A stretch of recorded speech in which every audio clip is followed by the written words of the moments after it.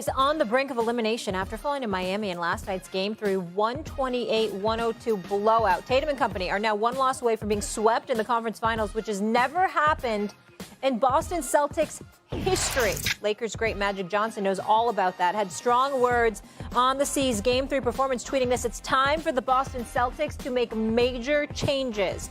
In my 44 years of being associated with the NBA, I never thought I'd see a Boston Celtics team with a franchise with 17 championships quit. I know Celtics fans all over the world must be disgusted and devastated. The Miami Heat blew them out 128-102 in Game 3. We have a friend. Hey, Swaggo. How we doing? Hey, y'all. Good to see you. I like the frame. What's going on, big boy? Good to see y'all. What's going on, big boy? What's happening, brother? What's up, Oh, man? I'm just glad I I get a chance to. I'm glad I get on and talk the NBA, man. Well, first of all, I know you know your basketball. You Hey, acknowledging that I like the NBA. Well, first of all, I'm a fair-minded man. I talk football, and we both know I ain't play a damn lick of football. You understand what I'm saying? So the least I can do is invite you to talk some basketball, right? You know, but by the way, you see this smile on my face, and you know why it's there, Swagoo. You just alluded to it. I know why. I know why. Yeah. Ocean Drive. Yeah. You're going to be on Ocean Drive. Biscayne Bay, you know. Biscayne Bay. All of that. Let's not forget that. It's all that. The white I got my cigar. I got my cigars ready. I got my cigars ready, and I don't even smoke. Perk wants to join this party, too. Let's just make it a full party. We're getting ready for South Beach, Stephen A. There you go. There you go. There he is. There you go. All right. It's a By good the way, family reunion, but we are at work, people. I want America to know that the reason why you see me on the end instead of in between Perk and Swag is because you wouldn't see me if that was the case. Good one. Good one.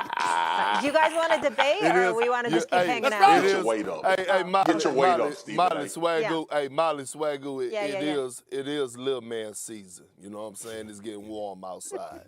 You Yeah, got a it's couple time. months. It's their time. You got a couple It's months. their time. Oh, my gosh. All right.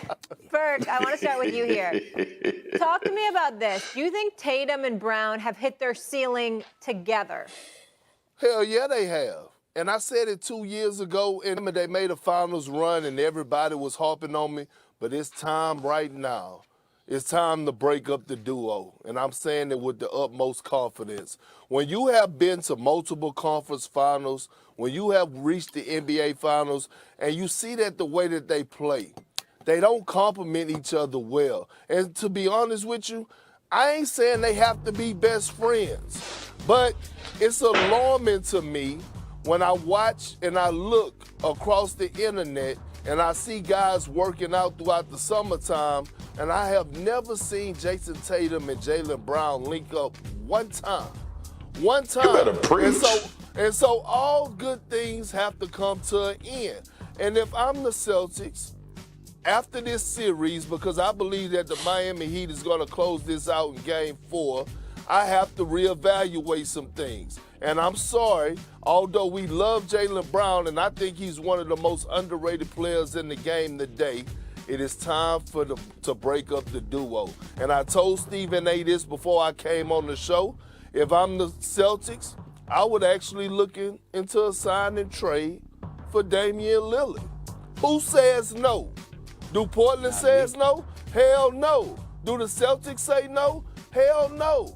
It's time for change. It's time for something different. It's time to break these two guys up. Let them guys go on about their ways. They had a great run.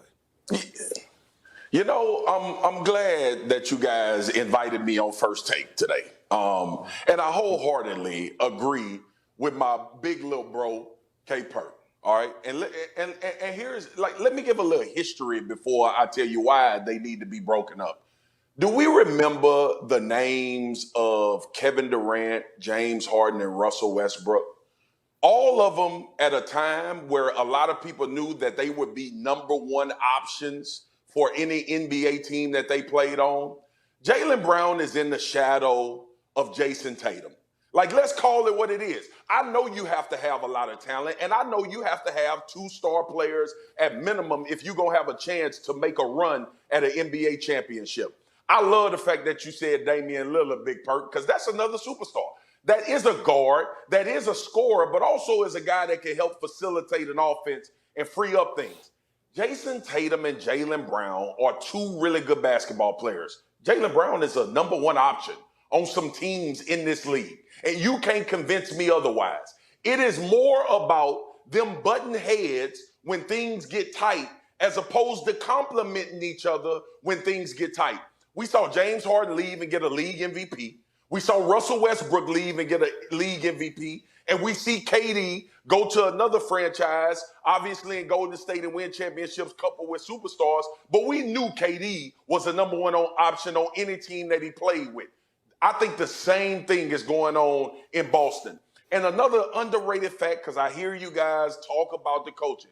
Ime Udoka somehow figured out a way to help these guys figure it out. Lineup change. I don't know why Robert Williams isn't playing in this series. It blows my mind that Bam is doing what he's doing and Robert Williams is not getting a lot of time. But on the subject that we own, it's time for Jaylen Brown to leave and become a number one option. It's too much button heads with him and Jason Tatum right now.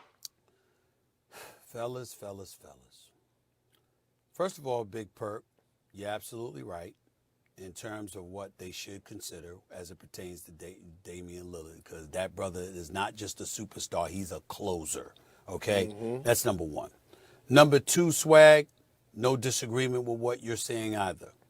All I'm going to say to y'all is that I still think y'all are missing the point here, even though you're not wrong.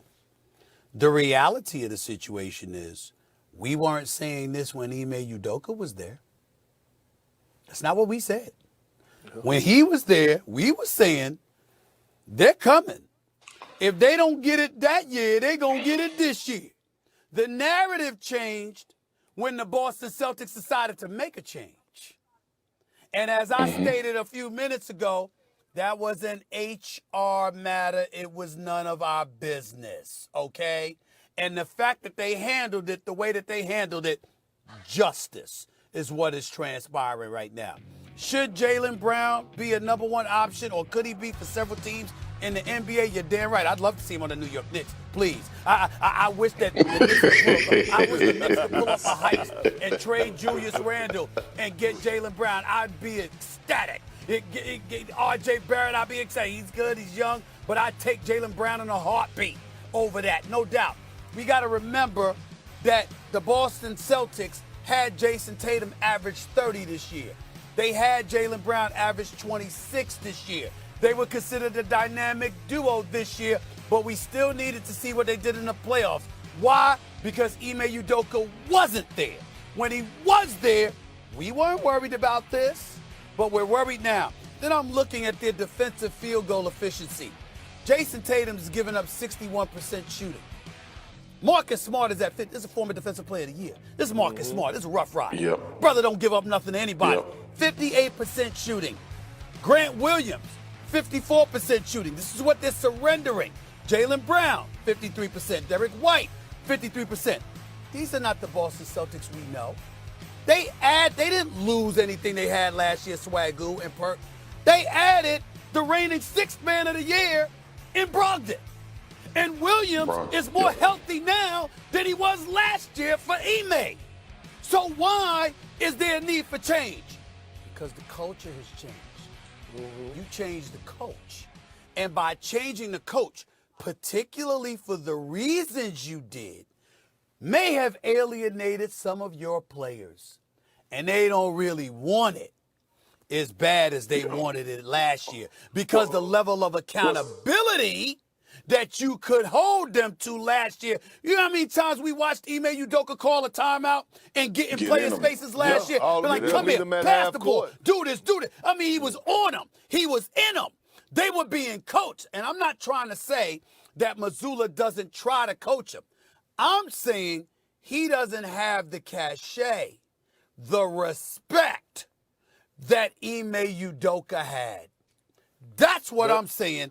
That's a bigger issue right now, and that is what has led to the Tatum-Brown need for separation.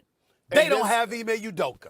And again, this is what pisses me off when we were talking about mid-season, about when they decided during the All-Star break to go ahead and say, you know what, he's our head coach. I'm sitting up here saying, no, Wick, no, Steve Pagliuca. Like, y'all have been one of the great owners in this league that it's a show me type ownership group. Like, you have to prove yourself. Nothing has ever been handed in the Celtics organization. But you know why they did it?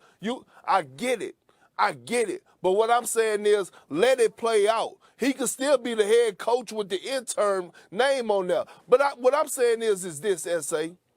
It's too many great candidates that were going to be up for you just to automatically off the muscle say. Hold on. Stay right there, Perk. That's not why they did it. They didn't do it because they had this bloated belief in Missoula. They did it to cover themselves. Because they wanted to make sure that the change that they made was justified. So if we believe in this coach and we show that early, guess what? It shows that we made the right decision in regards to Ime Udoka. They weren't thinking about a great coach that could come down the pipe. They were thinking about covering their you-know-what because of how they handled Ime Udoka. And Missoula's presence there justified it in their mind. And that's why I said justice. And you just defined the press conference. Do y'all remember when Brad Stevens sat up there and gave that soliloquy about who Missoula was and what he was going to do? And look, let's not act like the Boston Celtics are not in the Eastern Conference Finals. All right, let's give them credit for getting to that point. Like we talking about a team where we trying to separate. That was there with Brad Stevens. But keep going. Perk, I know, but we trying to separate. But the reason why we giving them the type of energy we giving them is because we expect this to be a championship team. See, here's what happens, and it happens in the NFL as well. When you get to a certain point and you've done things over the course of years, we no longer care about you winning games. We no longer care about you winning series. We only care about you winning a championship. And that's where Boston is right now, and that's why this conversation has shifted to Jaylen Brown and Jason Tatum needing to be broke up, talking about the decisions that the front office made and Missoula and all of those people. We're not talking about winning a series. We're talking about championships now. Guys, it's a great discussion. Yeah. Last word here, and then I got to cut it off. What'd you say? It's City of Champions. Boston has been all about champions. Hangs banners, all the time, all the sports. Absolutely. All right, we'll leave it there. Obviously, that conversation to be continued. Coming up, guys, LeBron James has 4 rings, but his father time looms. Is he down to his last title shot? That debate about to get a little heated. Buckle up. And throughout the month